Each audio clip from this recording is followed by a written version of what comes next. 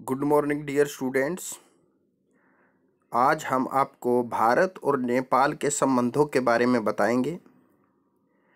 Dear students, जैसा कि आप अपने सामने डायग्राम में देख रहे हैं, ये इंडिया का मैप है और ये नेपाल का मैप है। हालांकि नेपाल भारत के यहाँ पर है, बट आपको समझाने के लिए ये मैप अलग से थोड़ा इधर बनाया गया है।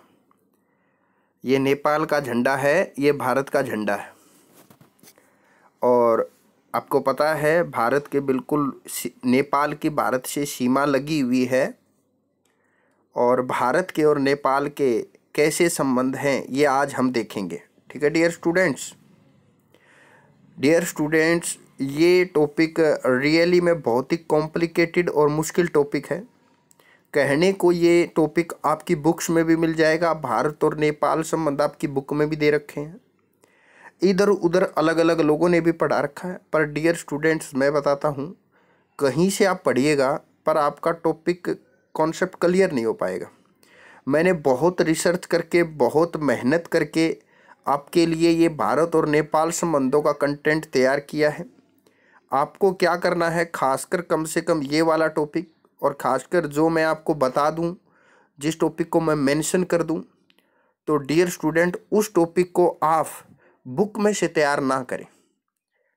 ये टॉपिक भारत और नेपाल संबंध वाला जो ये टॉपिक है, जो मैं आपको बताने जा रहा हूँ, ये केवल आप इस जो मैं नोट्स दूंगा आपको, जो मैं पढ़ाने जा रहा हूँ जिस टॉपिक को, आपको मेरे इस वीडियो से जो मैं PDF आपको दूंगा, उससे केवल आपको उसी से पढ़ना है। परफेक्ट है वो, बहुत रिसर्च करके मैंने बनाया है डियर स्टूडेंट्स, विश्वास करें।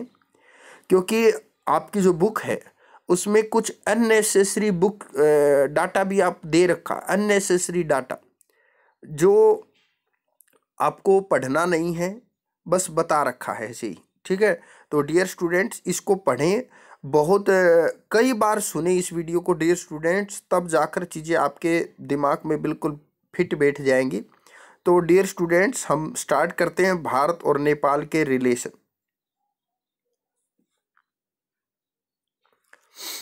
डियर स्टूडेंट्स, जैसे कि आप देख रहे हैं स्टार्टिंग से ही भारत नेपाल संबंध। पहले मैं आपको भारत और नेपाल के आपस में क्या संबंध है वो आपको मैं 5-10 मिनट बाद बताऊंगा। पर उससे पहले आपको क्या करना है, थोड़ा मैं आपको नेपाल के बारे में बताऊंगा। ठीक है, क्योंकि आप भारत में रहते हैं, भारत के बारे में तो आप काफ़ी कुछ जानते हैं, भारत की राजनीति के बारे में भी जानते हैं, भारत के नेताओं के नाम भी आपने सुने हैं, पर नेपाल के बारे में अभी आप कुछ नहीं जानते। तो पहले मैं आपको क्या करता हूँ, थोड़ा नेपाल के बारे में बताऊंगा। और अगर आपको नेपाल के बारे में अच्छे से पता चल गया, वहाँ की राजनीति के बारे में थोड़ा सा अच्छे से पता चल गया, और भारत के बारे में आप ऑलरेडी जानते हो, भारत के बारे में मैं ऑलरेडी पढ़ा चुका हूँ, तो फिर भारत और नेपाल के संबंधों को समझने में आपको ज़्यादा टाइम नहीं लगेगा। तो डियर स्टूडेंट्स, जो ये नेपाल है, नेपाल में एक तो ये डेट याद रखना है, 1765, 1765 में नेपाल में गोरखा साम्राज्य स्थापित हुआ था। यानी ये लगा लो ये कौन सा टाइम है। ठीक है, गोरखाओं का राज चला वहां पर लंबे टाइम तक। आपको पता है भारत के उत्तराखंड में, हिमाचल प्रदेश में भी कुछ गोरखा लोग रहते हैं। एक बात याद रखना, गोरखा सैनिक और जाट सैनिक, जैसे भारत की सेना में एक जाट रेजिमेंट है तो एक गोरखा रेजिमेंट भी है। गोरखा सैनिक बहुत बहादुर माने गए हैं, ये बात आप याद रखना। कैसे कुछ गोरखा लोग भारत में आ गए, जब गोरखा लोग ऑलरेडी नेपाल में रहते थे तो वो भारत में कैसे आ गए? तो डियर स्टूडेंट्स, ये गोरखा लोग नेपाल में रहते थे, इन्होंने अपना वहाँ पर साम्राज्य स्थापित कर लिया और उस टाइम पर भारत पर ब्रिटिश लोगों का कब्जा हो गया। उधर से नेपाल में गोरखा लोग बहुत ओवर कॉन्फिडेंस में थे कि उनसे ज़्यादा ताकतवर कोई नहीं है, और इधर से ब्रिटेन कंट्री जिसने भारत पे कब्जा कर लिया था, वो अपने आप को सुपर पावर मान रहा है, और रियल में था भी उस टाइम पर। तो ऐसे में क्या हो गया, गोरखा लोगों ने नेपाल की अपनी जो बाउंड्री थी उसको बढ़ाना स्टार्ट कर दिया, अपनी सीमा को बढ़ाना स्टार्ट कर दिया। और ब्रिटेन वालों को जब ये लगा कि यार ऐसे तो गोरखा लोग अपनी जब सीमा बढ़ाते रहेंगे तो भारत का कुछ एरिया किस में चला जाएगा, नेपाल में चला जाएगा, वो कब्जा कर लेंगे। तो फिर एक बात तो तय थी कि नेपाल की और भारत की, खासकर कौन से भारत की, ब्रिटिश भारत की, जिस भारत पे अंग्रेजों ने कब्जा कर रखा था, उसका युद्ध हुआ। यानी अंग्रेजों का और नेपाल का क्या हुआ, युद्ध हुआ। कब हुआ, वो युद्ध हुआ 1814 में, और वो युद्ध चला 1816 तक। इन 2 सालों में अंग्रेजों ने नेपाल को मतलब फाइनल हरा दिया, और नेपाल के जो गोरखा लोग हैं, गोरखा वहाँ के जो राजा हैं, उनको अंग्रेजों के साथ संधि करनी पड़ी, सुबोली की संधि, ये बात याद रखना। तो सुबोली की संधि ने एक टाइप से देखा जाएगा, नेपाल से कुछ एरिया अंग्रेजों ने छीन लिया। जो ये आप उत्तराखंड देखते हो और जो ये आप सिक्किम देखते हो, ये सिक्किम उत्तराखंड जो भारत में है आज वर्तमान में, ये पहले कभी नेपाल का हिस्सा होते थे, परंतु अंग्रेजों ने 1816 की संधि के द्वारा नेपाल से गोरखा लोगों से ये चीज़ें छीन ली और ये भारत का हिस्सा बन गई। और फिर जब अंग्रेज भारत को आज़ाद करके गए तो ये जगह भारत का ही हिस्सा फाइनली बन के रह गई। ठीक है, तो अब आपको मैं बताना चाहूँगा, इस पॉइंट से हमें कम से कम ये पता चला कि यार नेपाल का भारत के साथ पहले भी रिलेशन था जब अंग्रेजों का भारत में कब्जा था। तो अब आपको एक नेक्स्ट पॉइंट याद रखना है, यहाँ पर हुआ क्या है। हालांकि ये कहा जाता है नेपाल दुनिया का एकमात्र ऐसा देश है जो कभी किसी का गुलाम नहीं रहा। हालांकि मैं डियर ये बताऊंगा, ये बात तो सच है, डायरेक्ट तौर पे तो नेपाल कभी किसी का गुलाम नहीं रहा, पर सुबोली की संधि में नेपाल को इतने बुरी तरीके से हराना और उसके एरिया पर कब्जा कर लेना, और उसको नेपाल को अंग्रेजों ने कह दिया कि आपको अब औकात में रहना पड़ेगा, और उसके बाद नेपाल के लोग थोड़ी औकात में रहे, तो ये भी इनडायरेक्ट वे में एक प्रकार की गुलामी है। तो डियर स्टूडेंट्स, अब मैं आपको ये बताने जा रहा हूँ 1951 में नेपाल से राणाओं की सत्ता समाप्त हुई। मैं ये बताना चाह रहा हूँ, एक लंबा इतिहास है। पहले नेपाल पर गोरखाओं का राज चला लंबे समय तक, फिर वहाँ पर कुछ समय तक वहाँ पर राणा जो ये हैं राणाओं का राज चला। अब आप कहेंगे राणा कौन है, तो एक टाइप से कबीले टाइप का लगा लो, मतलब उन लोगों का वहाँ पर राज चला 1951 में नेपाल में। मैं ये मत कहना कि 51 में तो राणाओं का राज समाप्त हो गया। ठीक है, 1951 में, हालांकि भारत आज़ाद हो गया था 1947 में, भारत में 1947 में लोकतंत्र स्थापित हो गया, बट यहाँ पर आप देख रहे हो 1951 में नेपाल में राणाओं की सत्ता समाप्त हो गई है, और राणाओं की सत्ता समाप्त होने से वास्तविक सत्ता राजा के हाथों में आ गई। मतलब ये लगा लो 1951 से पहले राणाओं के हाथ में पावर है, और 1951 के बाद से राजा के हाथ में पावर आ गई। हालांकि देखिए लोकतंत्र नहीं आया है, भारत में लोकतंत्र 1947 में आ गया, और देखिए 1951 आ गया, पर नेपाल में अभी तक लोकतंत्र नहीं आया है। इसके बाद लोकतंत्र के लिए आंदोलन जोर पकड़ा, यानी नेपाल के लोग, अरे राजा के हाथ में पावर आ गई ना 1951 से, 1951 से राजा के हाथ में पावर आ गई, पर लोगों को यह बात पसंद नहीं आई कि क्योंकि राजा तो अपनी मनमानी करता है, क्योंकि लोगों को तो लोकतंत्र पसंद आएगा ना।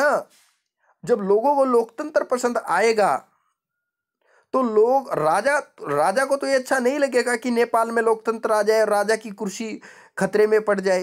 तो हुआ क्या, वहां के लोगों ने आंदोलन कर दिया, और जब यहां पर राजा के खिलाफ आंदोलन होने लगे, पूरे नेपाल में आंदोलन होने लगे, और ये नारे लगने लगे, राजशाही को समाप्त करो, राजा का टाइम पीरियड नहीं चलेगा, अब राजशाही हमें नहीं चाहिए, हमारे देश में अब लोकतंत्र आना चाहिए।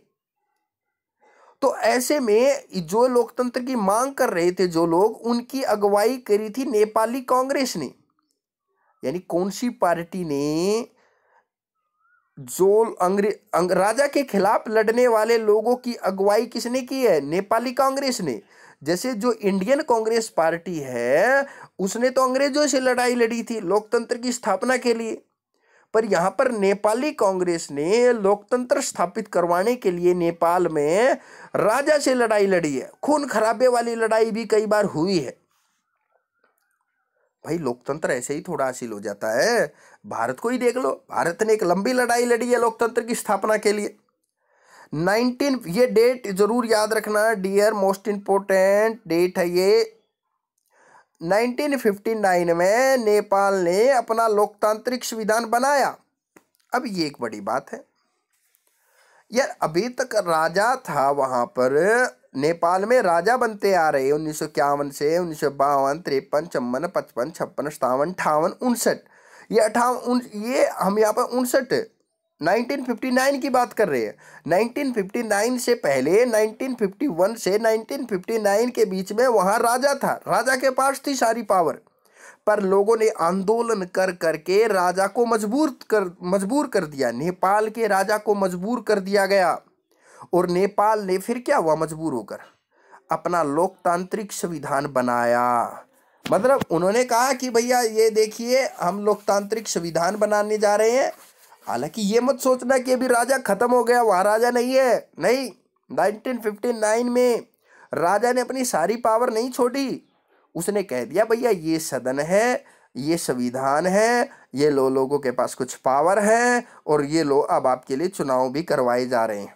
ठीक है भाई, अब जनता थोड़ी खुश हो गई, लो भैया राजा ने हाँ भर लिया, अब हमारे लिए चुनाव होंगे, अब नेपाल में भी चुनाव होने लगेंगे।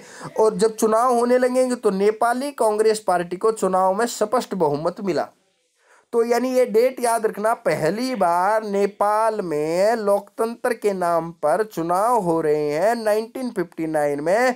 और नेपाली कांग्रेस पार्टी जो राजा के खिलाफ लड़ रही थी, लोकतंत्र की बहाली के लिए लड़ रही थी, लोकतंत्र की स्थापना के लिए लड़ रही थी, वो फाइनली क्या होने जा रहा है, उस नेपाली कांग्रेस ने सरकार बनाई क्योंकि उसको स्पष्ट बहुमत मिला है, क्योंकि उसको सबसे ज्यादा सीट मिली है। पर ये मत सोचना अब नेपाली कांग्रेस का ही आदमी प्रधानमंत्री बन जाएगा, बट राजा फिर भी रहेगा नेपाल में और ज्यादा पावर राजा के पास ही रहेगी। परंतु फिर भी अब राजा के ऊपर कुछ गाइडलाइन जारी कर दी गई है, राजा भी अब नियमों में बंध के काम करेगा क्योंकि संविधान बनाया गया है। अब राजा की भी मजबूरी होगी वो संविधान के अनुसार काम करे। बहुत ही कमाल की बात घटना घटेगी। अरे राजा ने जो ये काम किया है मजबूरी में किया है। अब राजा देखना क्या करने जा रहा है, अगले ही साल 1960 में 1960 में, यानी 1959 से अगले ही साल यानी 1960 में वहां का जो राजा था, उस राजा का नाम था राजा महेंद्र ने सरकार पर भ्रष्टाचार को आरोप लगाकर संसद को भंग कर दिया।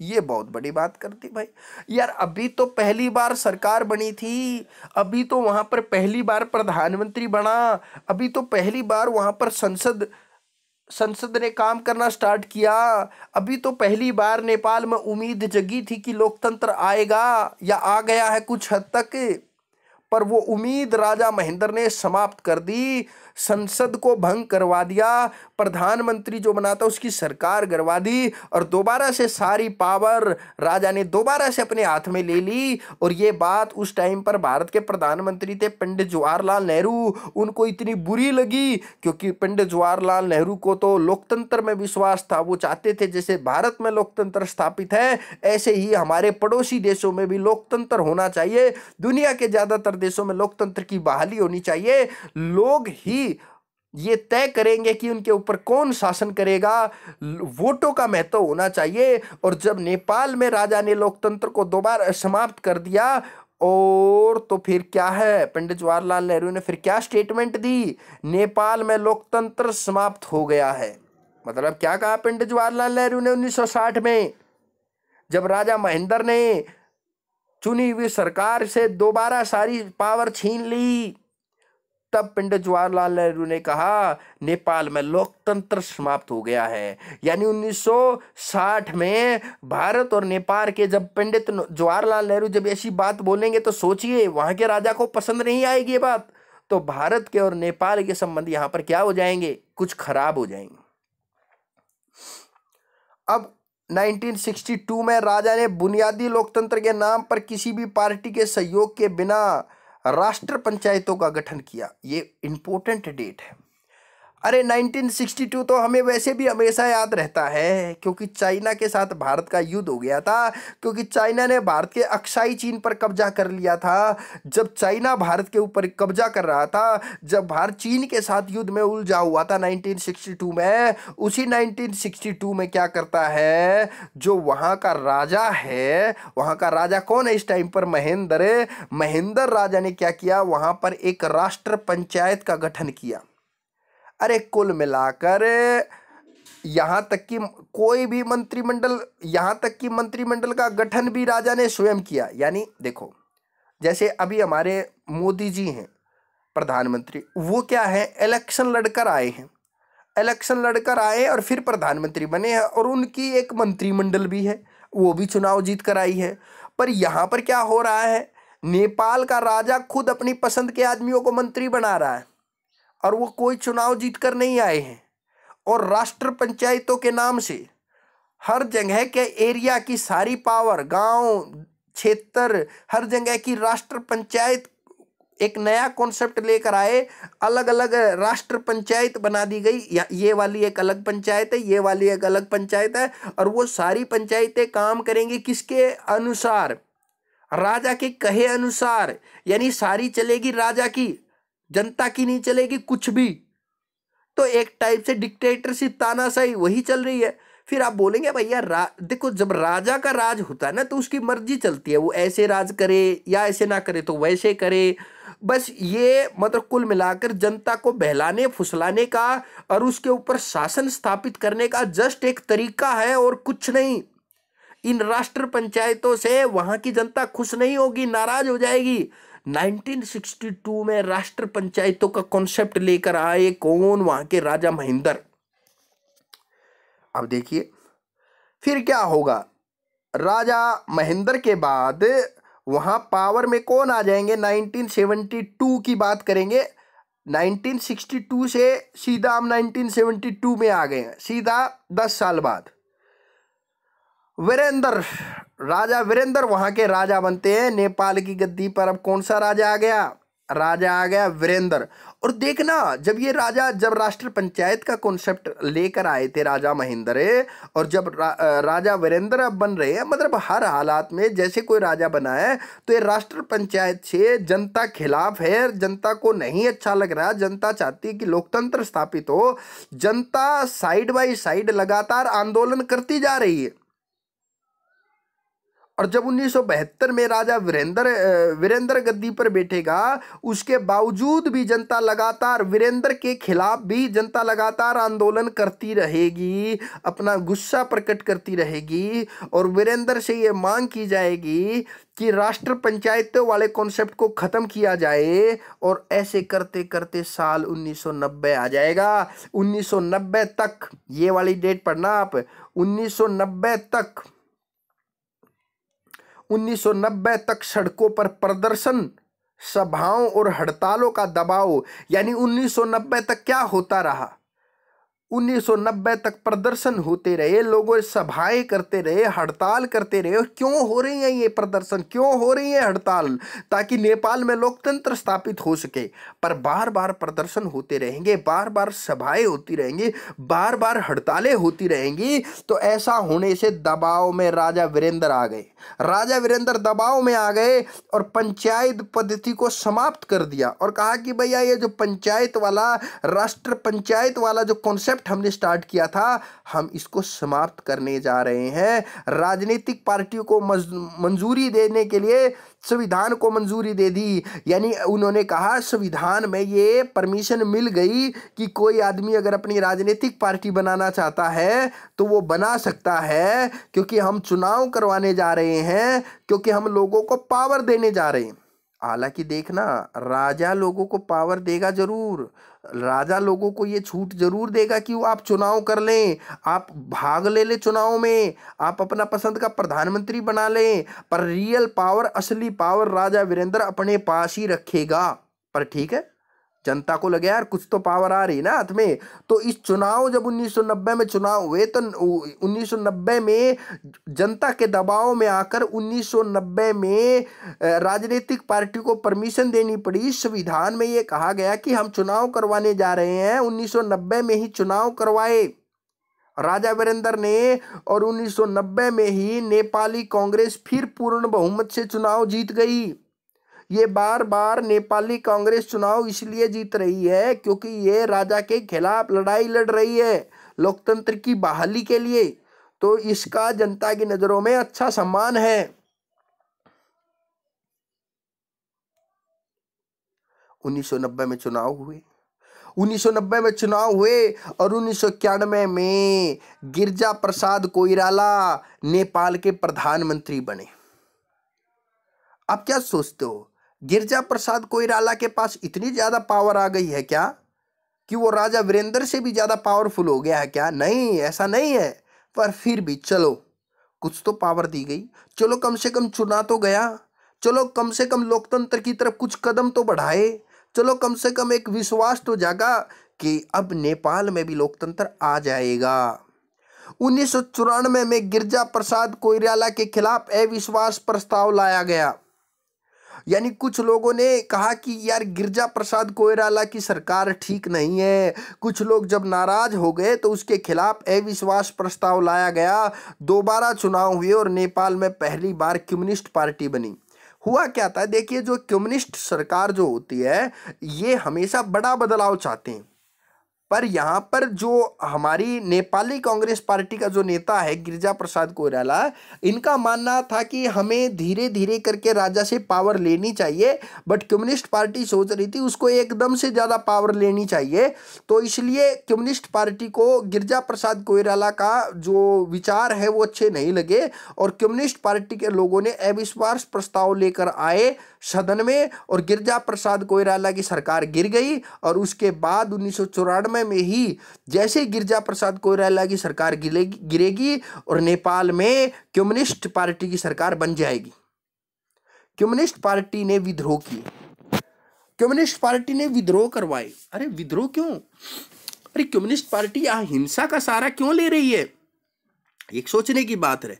कम्युनिस्ट पार्टी ने नेपाल में विद्रोह करवाई, खून खराबा करवाया राजशाही को बिल्कुल समाप्त करने के लिए। क्योंकि ये जो गिरिजा प्रसाद कोइराला थे, ये जो नेपाली कांग्रेस के नेता थे, ये तो बस इसी बात से खुश हो गए थे, चलो यार कम से कम राजा ने प्रधानमंत्री बनाया तो। पर यहाँ पर कम्युनिस्ट पार्टी के लोग कह रहे हैं राजा का पद बिल्कुल ही समाप्त कर दो, राजशाही हमें बिल्कुल नहीं चाहिए। अगर राजा इस बात को स्वीकार नहीं करता है तो दंगे होंगे, हिंसा होंगे, हम राजा के आदमियों को मरवाएंगे। और हालांकि कम्युनिस्ट पार्टी लड़ रही थी, राजा के खिलाफ तो लड़ ही रही थी। कम्युनिस्ट पार्टी के लोग जो नेता थे वो सत्ता के लिए खुद भी लड़ रहे थे। एक आदमी कहेगा, कम्युनिस्ट पार्टी का एक नेता कहेगा मैं बनूंगा प्रधानमंत्री, दूसरा आदमी कहेगा मैं बनूंगा प्रधानमंत्री। अब देखना होता क्या है। सीधी बात करते हैं, 1994 के बाद सीधा 2001 में 2001 में राजा वीरेंद्र की हत्या कर दी गई। राजा वीरेंद्र की हत्या कर दी गई 2001 में। जब 2001 में जब राजा वीरेंद्र की हत्या कर दी गई, और राजा वीरेंद्र भी कोई भला आदमी नहीं था, ये लोकतंत्र को पसंद नहीं करता था। राजा वीरेंद्र किसी भी हालात में नहीं चाहता था कि नेपाल में लोकतंत्र आए। राजा वीरेंद्र चाहता था कि मैं एक के बाद एक आदमी को प्रधानमंत्री बनाऊं, कभी हटा दूं, कभी एक आदमी को प्रधानमंत्री बना दूं और उसको पावर ना दूं। जब वो आदमी चिल्लाने लगे तो उसको प्रधानमंत्री पद से हटा दूं, फिर किसी दूसरे आदमी को प्रधानमंत्री बना दूं। यानी ये चाहता था कि नाम नाम का सदन चलता रहे, नाम नाम के प्रधानमंत्री बनते रहे और असली पावर राजा वीरेंद्र के पास ही रहे। परंतु यह सारा खेल राजा वीरेंद्र का 2001 में समाप्त हो गया क्योंकि राजा वीरेंद्र की हत्या कर दी गई। जब हत्या हो गई तो उसके बाद राजा वीरेंद्र का जो भाई है ज्ञानेंद्र, वो राजा बना। अरे ज्ञानेंद्र भी लोकतंत्र विरोधी था, ज्ञानेंद्र भी नहीं चाहता था कि क्या है लोकतंत्र आए। ज्ञानेंद्र भी नहीं चाहता था। सोचिए, साल 2001 आ गया है, पर अभी तक कोई भी नहीं चाहता है कि अभी तक कोई भी राजा नहीं चाहता है कि नेपाल में प्रॉपर तरीके से लोकतंत्र काम करे। सोचिए कि नेपाल कितनी ज्यादा लड़ाई लड़नी पड़ रही है लोकतंत्र की स्थापना के लिए नेपाल को। अब देखिए, राजा बन गया ज्ञानेंद्र, वीरेंद्र का भाई। पर ऐसे में माओवादी शांत नहीं बैठने वाले थे। ये माओवादी वही हैं, क्योंकि माओ एक चीन का नेता था जो कम्युनिस्ट सोच को मानता था, हिंसा के सहारे बदलाव लाना चाहते थे। माओवादियों की लगातार ताकत बढ़ने लगी। नेपाल में लगातार माओवादी ज्यादा मजबूत होने लगे, हिंसा होने लगी नेपाल में, राजा के खिलाफ हिंसा बहुत ज्यादा। और 2005 में ज्ञानेंद्र ने चमत्कार कर दिया। अभी तक हमने क्या देखा था? कम्युनिस्ट पार्टी के पास थी ना पावर। अरे कम्युनिस्ट पार्टी के पास 1994 में पावर आ गई थी ना। अरे 2001 में तो वीरेंद्र राजा को मार भी दिया गया था ना। पर ज्ञानेंद्र ने क्या चाल चली है, ज्ञानेंद्र ने सारी ताकत अपने पास ले ली 2005 में। अरे लोकतंत्र फिर डूब गया नेपाल का। 2005 में लोकतंत्र फिर खतरे में आ गया। अब यहां से बहुत ज्यादा ध्यान देने की आवश्यकता है डियर स्टूडेंट। यहां से टॉपिक मोस्ट इंपोर्टेंट होता जा रहा, मोस्ट इंपोर्टेंट। यहां से हर डेट पे ध्यान देने की आवश्यकता है। कैसे?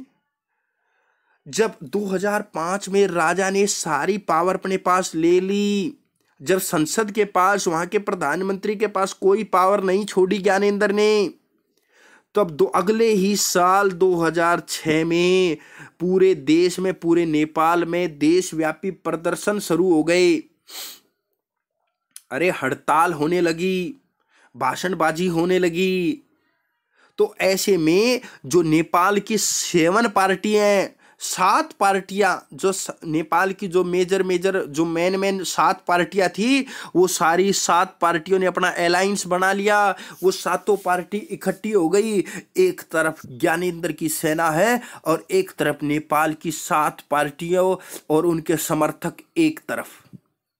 अब देखना ये होगा, राजा झुकेगा या 7 पार्टियां और जनता।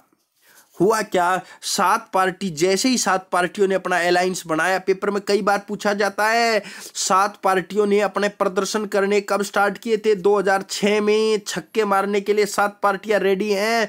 2006 में ही राजा ज्ञानेंद्र ने, यहां से पढ़ना स्टार्ट करेंगे, 2006 में ही राजा ज्ञानेंद्र ने संसद को बहाल कर 7 राजनीतिक दलों के गठबंधन को सत्ता सौंपने की घोषणा कर दी। जब इतना ज्यादा प्रदर्शन 2006 में नेपाल में हो गया, तो राजा ज्ञानेंद्र को 2006 में ही झुकना पड़ा और 2006 में ही राजा ज्ञानेंद्र ने घोषणा कर दी, जो 7 पार्टियों ने मिलकर अपना जो गठबंधन बनाया है, मैं उन 7 पार्टियों को सत्ता सौंपने जा रहा हूं। मैं सारी पावर, राजा ने कहा, मैं अपने पास पावर नहीं रखूंगा, मैं इन 7 पार्टियों को पावर दे दूंगा। 2006 में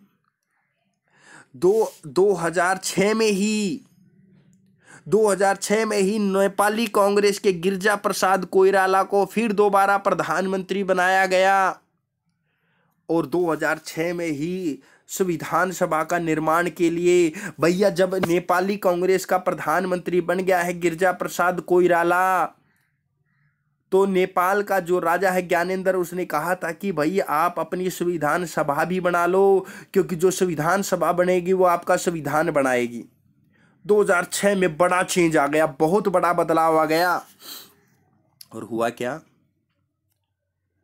ये जो संविधान सभा बनी 2006 में, ये 2006 में जो संविधान सभा बनी, अब ये जो संविधान बनेगा 2006 से लेकर 2008 तक, ये संविधान सभा ने संविधान बनाया। और 2008 में जब बनकर संविधान तैयार हो गया, तो नेपाल की सरकार ने अब इस संविधान सभा द्वारा बनाए गए संविधान के अनुसार घोषणा क्या की गई? अब नेपाल के संविधान में क्या बताया गया? अभी तक 2008 से पहले नेपाल को कहा जाता था कि ये हिंदू देश है, पर नेपाल को कहा गया 2008 में नेपाल एक हिंदू देश नहीं है, ये धर्मनिरपेक्ष देश है, एक सेकुलर कंट्री है, जिसमें सभी धर्मों की इज्जत की जाएगी। ये एक संघीय सरकार है, लोकतंत्र आ गया और कहा कि नेपाल एक लोकतांत्रिक देश होगा, गणराज्य रिपब्लिक भी होगा। जैसे भारत एक लोकतांत्रिक देश है, लोकतंत्र है जैसे भारत में, और भारत एक गणतंत्रात्मक रिपब्लिक देश भी है। ये सारी घोषणा कर दी गई 2008 में। यानी 2008 में लिखित तौर पे, हो तो ये 2006 में ही गया था, बट लिखित तौर पे आप ये कह सकते हो, लिखित तौर पर जो काम 2006 में हो गया था, वो काम लिखित तौर पर संविधान में लिख कर बता दिया गया कि राजशाही, हिंदू राजशाही खत्म हो गई। संविधान में लिखकर बताया गया। और 2008 में 240 सालों से चली आ रही, नेपाल में 240 सालों से चली आ रही हिंदू राजशाही क्यों? क्योंकि वहां पर बार बार हिंदू राजा बनते थे और हिंदू राजशाही समाप्त हो गई। तो डियर स्टूडेंट्स, यहां तक समझ में आया? चीजें यही रुक नहीं रही हैं, अब आगे देखिएगा। राजा के सभी अधिकार ले लिए गए। अरे 2008 में राजा से सारे अधिकार तो राजा से 2006 में ही ले लिए गए थे, पर लिखित तौर पर संविधान में लिखकर बता दिया गया कि 2008 में कि भाई नेपाल के राजा के पास कोई अधिकार नहीं होंगे आज के बाद। और फिर आपको एक बात सोचकर आश्चर्य होगा, जो संविधान 2008 में बनकर तैयार हो गया, उस संविधान को लागू करने में 2015 में वो संविधान लागू किया गया। और याद रखना 2014 में भारत में एक प्रधानमंत्री बने थे नरेंद्र मोदी जी, और 2015 में नेपाल का लोकतांत्रिक संविधान लागू किया गया है। और इस प्रकार ये पढ़ेंगे, इस प्रकार नेपाल में लोकतंत्र की स्थापना तो कर दी गई। अरे 2015 में लोकतंत्र की सही मायने में संविधान लागू हो गया, 2015 में लोकतंत्र की स्थापना तो कर दी गई, ये खुशी की बात तो है, परंतु वहां पर विभिन्न राजनीतिक दलों में टकराव बहुत है। अरे वहां की राजनीतिक पार्टियों में टकराव बहुत है, तभी तो संविधान को लागू करने में इतना ज्यादा टाइम लग गया। 2008 में संविधान बनकर तैयार होता, 2015 में संविधान लागू होता है, इतना ज्यादा टाइम क्यों लगा संविधान को लागू करने में? क्योंकि वहां की राजनीतिक पार्टियों में टकराव बहुत है, एक दूसरे की बात मानते नहीं है। नेपाल के कुछ प्रमुख नेताओं के बारे में अभी आपको बताया जाएगा। डियर स्टूडेंट्स, अभी आपको नेपाल के कुछ प्रमुख नेताओं के बारे में बताया जाएगा। एक इस नेता का बारे में आप याद रखेंगे, ये भी मतलब जो नेता मैं आपको बता रहा हूं वो जनरली कभी ना कभी प्रधानमंत्री रह चुके हैं। और ये 2015 के बाद की बातें बता रहा हूं मैं, 15 से या 1-2 साल पहले से। जैसे एक बार एक नेता बने थे पुष्प कमल। भाई कमल क्या है? एक पुष्प है, पुष्प कमल दहल प्रचंड। और ये कम्युनिस्ट पार्टी का नेता, अरे नाम से ही लग रहा भाई प्रचंड, है ना, नाम से ही लग रहा है कम्युनिस्ट पार्टी का नेता होगा, बट माओवादी, ठीक है ना, सोच को मानने वाला है। अब देखना एक नेता और है, माधव कुमार नेपाल, ये भी प्रधानमंत्री रह चुके, ये भी कम्युनिस्ट पार्टी के हैं, बट माओवादी पार्टी नहीं है, कि मार्क्सवादी और लेनिनवादी पार्टी को मानते हैं। एक सुशील कोइराला 2014-15 में, यानी जब 2014 में हमारे यहाँ प्रधानमंत्री बने थे नरेंद्र मोदी जी, तब उस टाइम पर नेपाल में प्रधानमंत्री बने थे सुशील कोइराला। अरे भारत में एक हीरोइन भी तो है ना, मनीषा कोइराला, ये कोइराला गोत्र के लोग नेपाल में पाए जाते हैं। अब ऐसे में 2014-15 में ये प्रधानमंत्री रहे सुशील कोइराला। देखिए जो नेपाली कांग्रेस के जो नेता है ना, ये भारत के हित में होते थोड़े से, क्योंकि जो कम्युनिस्ट पार्टी है, आपको पता होगा चाइना में लंबे समय तक कम्युनिस्ट पार्टी रही। माओवादी सोच के लोगों को चाइना ज़्यादा अच्छा लगेगा, और जब कम्युनिस्ट पार्टी बनेगी, जब कम्युनिस्ट पार्टी का नेता बनेगा नेपाल में, तो वो भारत को कम सपोर्ट करेगा, वो चाइना को ज़्यादा सपोर्ट करेगा। जैसे 2015-16 की बात करते हैं, इस सुशील कोइराला के जस्ट बाद केपी ओली प्रधानमंत्री बन चुके हैं, कम्युनिस्ट पार्टी ऑफ नेपाल के नेता हैं, एम से मार्क्सवादी, एल से लेनिनवादी। तो ये केपी शर्मा ओली भी नेपाल के क्या बन चुके? प्रधानमंत्री बन चुके हैं। और बाद में फिर क्या हुआ, 16-17 में पुष्प कमल दहल फिर दोबारा से प्रधानमंत्री बनते हैं, और ये प्रचंड पुष्प कमल दहल प्रचंड, ये 2016-17 में फिर ये क्या रह चुके हैं? नेपाल के प्रधानमंत्री रह चुके हैं, और ये माओवादी सोच के हैं। फिर एक प्रधानमंत्री बनता वहाँ पर 17 और 18 में शेर बहादुर दवा, और ये नेपाली कांग्रेस का ही नेता 17-18 में ये भी प्रधानमंत्री रहे हैं, शेर बहादुर दौबा। और अब आपको जो पॉइंट याद रखना है, सबसे मेन पॉइंट आपको ये वाला याद रखना है। ये कैसे याद रखना है ये वाला, ये ज़्यादा इंपॉर्टेंट क्यों? क्योंकि प्रेजेंट टाइम में यही आदमी हमारे नेपाल के क्या है, प्राइम मिनिस्टर। और नेपाल में असली पावर प्राइम मिनिस्टर के पास ही होती है। राजा को तो वहाँ पर 2008 में समाप्ति कर दिया गया।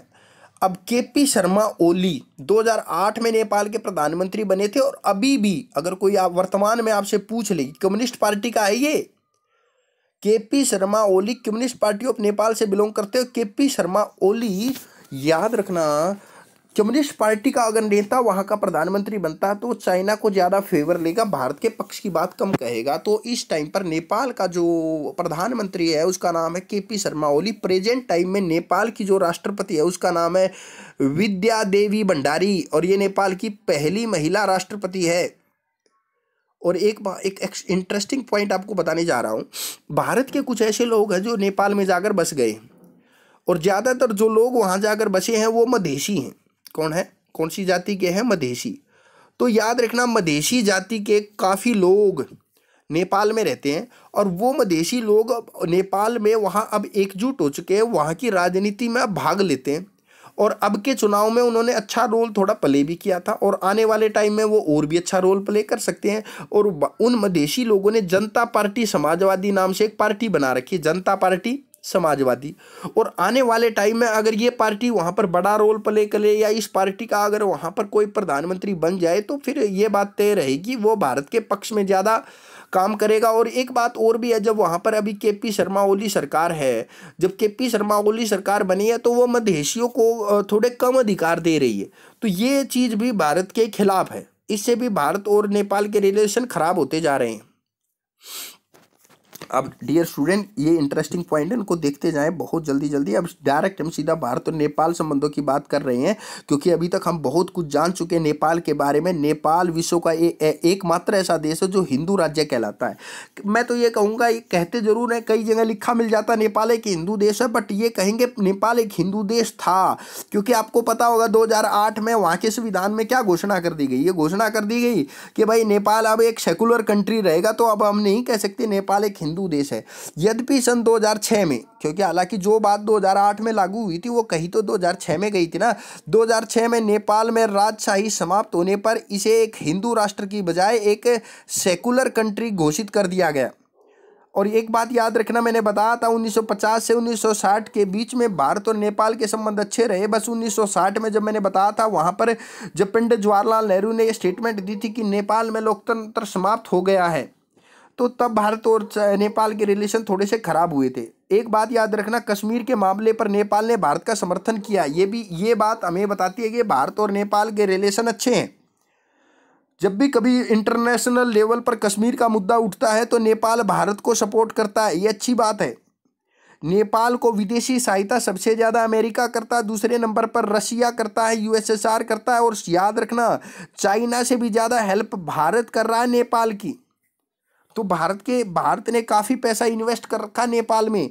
तो ये बात साबित करती है कि भारत और नेपाल के रिलेशन काफ़ी अच्छे लेवल पे चल रहे हैं। 1960 में दोनों देशों के बीच कुछ तनाव आ गया था, मैंने बताया था। नेपाल, ये पढ़ने की बारी आई अभी। नेपाल की सरकार ने संसद भंग करके अनेक राजनीतिक नेताओं को बंदी बनाया। क्योंकि 1960 में क्या किया था, वहाँ के राजा ने क्या किया था, वहाँ के बहुत सारे नेताओं को पकड़ पकड़ के जेल में डाल दिया था। भारत ने इसका विरोध किया था, और नेहरू ने कहा था नेपाल में लोकतंत्र समाप्त हो गया। अब ये इंटरेस्टिंग पॉइंट है, ये आपको पढ़ने हैं। 1975 में नेपाल नरेश ने भारत की यात्रा की थी। भाई एक दो पॉइंट याद रख लो जो याद रह जाए, वरना अदरवाइज ये वाला पेज ज़्यादा इंपॉर्टेंट नहीं है, बस इसको पढ़ लेना एक बार, ठीक है। हाँ, अब ये वाले पॉइंट आपको ज़्यादा गौर फरमाना है। भारत और नेपाल का सीमा पर भी काफ़ी विवाद है। जैसे कि आप जानते हो वर्तमान में केपी शर्मा ओली की सरकार है नेपाल में, कम्युनिस्ट पार्टी का नेता है ये। और उत्तराखंड में 3 स्थान है, ये तीनों स्थानों के नाम आपको हर हाल में याद रखना चाहिए। एक स्थान का, जैसे ये उत्तराखंड का मैप है आपके सामने, ठीक है ना। उत्तराखंड में आपको 3 जगह के नाम दिखाए गए। एक तो ये जगह है, इसका नाम है पिथौरागढ़, इस जगह का नाम है काला पानी, और एक जगह ये है, इसका नाम है लीपू लेक, और एक जगह का नाम है लिम्पियादुरा। तो याद रखना ये 4 जगह होगी। एक का नाम है काला पानी, लिम्पियादुरा, लीपू लेक। हालांकि लीपू लेक तो सब जानते हैं, एक दर्रा है। मेन स्थान 3 है। 3 कौन कौन से हैं? ये नंबर 1 पिथौरगढ़, नंबर 2 काला पानी, नंबर 3 लिम्पियादुरा। अब आपको समझ में आएगा इन तीनों स्थानों पर क्या हो रखा है, भारत का क्या झगड़ा चल रहा है नेपाल के साथ। अब यहां से पढ़ें इसको। भारत सरकार द्वारा उत्तराखंड में पिथौरगढ़ से लीपू लेक तक, याद रखना, यहां से यहां तक, ठीक है, लीपू लेक तक, ठीक है ना। भारत सरकार द्वारा उत्तराखंड में पिथौरगढ़ से लीपू लेक तक 80 किलोमीटर लंबी सड़क बनाई है। भाई एक बात बताइए यार, उत्तराखंड जब हमारा भाग है तो भारत सरकार उत्तराखंड में तो रोड बना सकती है ना। 80 किलोमीटर लंबा रोड बनाया भारत ने। इसका उद्घाटन 2020 में भारत के रक्षा मंत्री राजनाथ सिंह ने किया। इस स्थान पर नेपाल अपने, और हालांकि जहां पर आपने ये वाला जो स्थान है, लीपू लेक वाला स्थान है, जहां तक ये चला गया, इस स्थान को नेपाल अपना मानता है। अरे नेपाल कहता है जहां तक तुम रोड लेकर आ गए हो ना, ये वाला एरिया हमारा है। तो यहाँ पर विवाद छिड़ गया है, और नेपाल के अनुसार ये जो आपने रोड बनाया है ना, ये अवैध निर्माण है, इलीगल कंस्ट्रक्शन कर दिया तुमने। और यहाँ से ही भारत का और नेपाल के रिलेशन में तनाव आ गया। बस ये बात याद रखना है यार, ये पिथौरगढ़, ये काला पानी, लिम्पियादुरा, ये यहाँ से हम जो ये रोड बनाने जा रहे हैं ना, बस यहीं से अब कुछ एरिया ऐसा है, मतलब ये लगा लो इस रोड का, जैसे ये रोड इन जगह को जोड़ेगा, ये रोड इन जगह को जोड़ेगा, पर ये लीपू लेक के पास कुछ जगह ऐसी है जो मतलब यहाँ पर नेपाल कहता है कि ये वाला एरिया हमारा है, तुम इस एरिया में रोड मत बनाओ। तो अब ये एक विवाद का विषय है। हालांकि सच्चाई ये है वो भारत का ही एरिया है। ये मैं पहले बता चुका हूँ पॉइंट डियर, इसको ज़्यादा गौर फरना पर सुबोली की संधि में बता चुका हूँ, गोरखों का साम्राज्य बता चुका हूँ। एक पॉइंट याद रखना, नेपाल के अनुसार, नेपाल के एक पॉइंट है याद रखना, नेपाल ने कहा था कि जो ये सुबोली की संधि हुई थी 1816 में, और नेपाल के अनुसार शारदा नदी ही महाकाली नदी है जिसका सुबोली की संधि में जिक्र किया गया है। देखिए सुबोली की संधि में एक नदी के बारे में बताया गया, महाकाली, महाकाली नदी के बारे में बताया गया है। सुबोली की संधि में महाकाली नदी के बारे में बताया गया, और नेपाल का कहना यह है कि जो सुबोली की संधि में जिस नदी को महाकाली नदी कहा गया है, एग्जैक्टली वो शारदा नदी है। बट भारत कह रहा है कि नहीं नहीं, ऐसा नहीं है, महाकाली नदी एक अलग नदी है और शारदा एक अलग नदी है, जिसके कारण भी दोनों देशों में तनाव चल रहा है। 2015 में मैंने जैसे बताया था, 2015 में वहाँ पर संविधान को लागू किया गया था, और इस संविधान में भारतीय मूल के मधेसी जाति के हितों की अवहेलना की गई। जब 2015 में जब नेपाल में संविधान लागू किया गया ना, तो वहाँ पर मधेसी जाति के लोगों के साथ भेदभाव किया गया, जिसके कारण भी भारत और नेपाल के संबंधों में तनाव आ गया। 2015 में भारत सरकार द्वारा नेपाल के संविधान के विरोध में अनौपचारिक आर्थिक घेराबंदी कर दी। तो भारत सरकार द्वारा नेपाल के संविधान के विरोध में अनौपचारिक आर्थिक घेराबंदी, भारत ने क्या किया, जब नेपाल भारत के मधेसी लोगों के खिलाफ जब एक्शन लेगा, जब मधेसी लोगों के साथ भेदभाव करेगा, तो भारत भी कुछ तो कदम उठाएगा ना। तो भारत ने अनौपचारिक तौर पे कहा नहीं, बट क्या किया, नेपाल को परेशान किया, आर्थिक तौर पे उसकी घेराबंदी कर दी, ठीक है ना।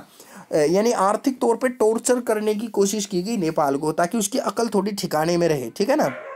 और 2015 में नेपाल में चीन समर्थित वामपंथी सरकार अस्तित्व में आ गई। बिल्कुल 2015 में आपको पता है केपी ओली सरकार आ गई थी, और जो केपी ओली है वो चाइना को ज़्यादा सपोर्ट करते हैं, भारत को कम करते हैं, क्योंकि केपी ओली कम्युनिस्ट पार्टी से बिलोंग करते हैं। और एक पॉइंट और बहुत इंटरेस्टिंग है, नेपाल का चीन की विवादित परियोजना, नेपाल का चाइना एक विवादित परियोजना पे काम कर रहा है। चाइना की एक परियोजना का नाम है वन बेल्ट वन रोड, और चाइना यानी कुल मिलाकर बात यह है, एक रोड बनाना चाहता है, ठीक है ना। वो रोड क्या करेगा, साउथ एशिया में सड़कों का जाल बिछाएगा, और भारत साउथ एशिया में है, और एक सड़क जो होगी वो जम्मू कश्मीर के पीओके वाले एरिया से जाकर गुजरेगी। तो भारत को ये बात पसंद नहीं है, पीओके वाले एरिया से जब ये वन बेल्ट वन रोड गुजरेगा, तो भारत इस बात को लेकर चाइना के खिलाफ है। और यहाँ पर हम तो चाइना की जो पॉलिसी है वन बेल्ट वन रोड को, हम तो उसकी आलोचना करते हैं, हम तो उसके खिलाफ हैं। बट नेपाल क्या कह रहा है, नेपाल कह रहा है कि वन बेल्ट वन रोड जो ये पॉलिसी है ये अच्छी पॉलिसी है। अरे कुल मिलाकर यार ये तो नेपाल है यार, चाइना की भाषा बोल रहा है, हमारे खिलाफ बोल रहा है। नेपाल के जो पीएम है केपी शर्मा ओली, नेपाल कम्युनिस्ट पार्टी के नेता है। नेपाल का नया संविधान कब लागू हुआ था, 2015 में बता चुका हूँ। बस एक दो क्वेश्चन है, बस उसको रिपीट करवा चुका हूँ। जैसे कई बार मैं बोला था सुगोली की संधि गोरखा लोगों और अंग्रेजों के बीच में 1816 में हुई थी। कोई आपसे पूछ ले सुगोली कहाँ है, तो बिहार के चंपारण जिले में है। तो डियर स्टूडेंट्स, ये यहाँ पर कंप्लीट हमने पढ़ लिया है किसके बारे में, भारत और नेपाल के रिलेशन को अपने कंप्लीट पढ़ लिया है। तो आपको एक स्पेशल हिदायत मैं दे रहा हूँ, आपको ना कम से कम ये वाला जो पॉइंट है ना, ये वाला, ठीक है, इन तीनों जगह के नाम रट लेने हैं। जब भी भारत और नेपाल के संबंधों की बात की जाए तो ये भी आपको हर हाल में बताना है। और ये तो है ही यार, नेपाल में बौद्ध धर्म के मानने वाले लोग ज़्यादा हैं, और महात्मा बुद्ध का जन्म भारत में हुआ था और उन्होंने पूरी दुनिया में बौद्ध धर्म को फैलाया। धार्मिक तौर पे भी हम जुड़े रहे हैं। और एक वो थे वहाँ के नेता थे दलाई लामा, और खैर दलाई लामा का तो इशू यहाँ पे नहीं जोड़ेंगे क्योंकि दलाई लामा का इशू तिब्बत से जुड़ेगा। ठीक है डियर स्टूडेंट्स, तो आज के लिए इतना ही। हमने पूरा भारत नेपाल संबंध पढ़ लिया डियर स्टूडेंट्स। मैंने एक्स्ट्रा हिदायत ये दी है कि इस पॉइंट को रट लेना है हर हाल में, इसको नहीं छोड़ना, मोस्ट इंपॉर्टेंट है। तो डियर स्टूडेंट्स आज के लिए इतना ही, बाकी पढ़ेंगे हम नेक्स्ट क्लास में। ठीक है डियर स्टूडेंट, तो ये जितनी बातें मैंने बताई हैं इसको बिल्कुल एक एक पॉइंट को रट लेना है बिल्कुल आपको। ठीक है डियर स्टूडेंट, तो आज के लिए इतना है, बाकी पढ़ेंगे हम नेक्स्ट क्लास में। Thank you.